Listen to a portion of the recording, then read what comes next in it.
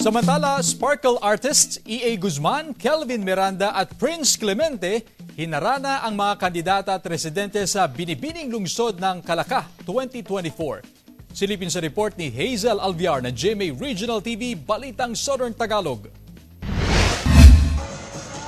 Sa ikawalong araw ng pagdiriwang ng Calacatsara Festival sa Calaca City, Batangas, ganda at talino ng mga kandidata ng binibining lungsod ng Calaca 2024 ang nangibabaw. 38 naggagandahang binibini na kumakatawan sa bawat barangay sa lungsod ang rumampa sa stage. Kanya-kanyang cheer ang mga manonood sa kanilang mga pambato. Bukod sa mga binibini, isa rin sa mga inabangan ang performances ng ilang sparkle artists. Sparkling kilig ang hatid ni Black Rider star Prince Clemente sa mga Calacazen na may bonus duet pa kasama ang ilang manonood.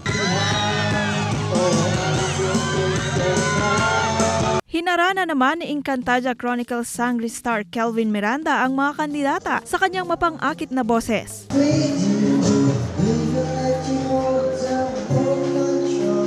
Hindi rin nagpahuli si Lilet Machas attorney at law star E.A. Guzman na bumighani sa mga manonood sa kanyang nakakakilig na vocals.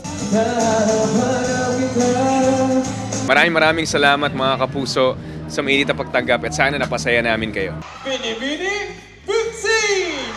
Angat ang ganda at talino ng pambato ng Barangay Poblasyon 1 na si Kathleen Dale Caseñas na kinoronahan bilang binibining lungsod ng Calaca 2024. First runner-up si Rose Ann Joyce Dabo ng Barangay Salong. Second runner-up si Shira Arenas ng Barangay Dila. Third runner-up si Jeneline Matalog ng Barangay Lumbang na Bata at fourth runner-up naman si Sherry Joanna Manalo ng Barangay Poblasyon 4. Sa kasaysayan ng Calacatsara Festival ay ito na ang pinaka-masaya at pinaka-engrande.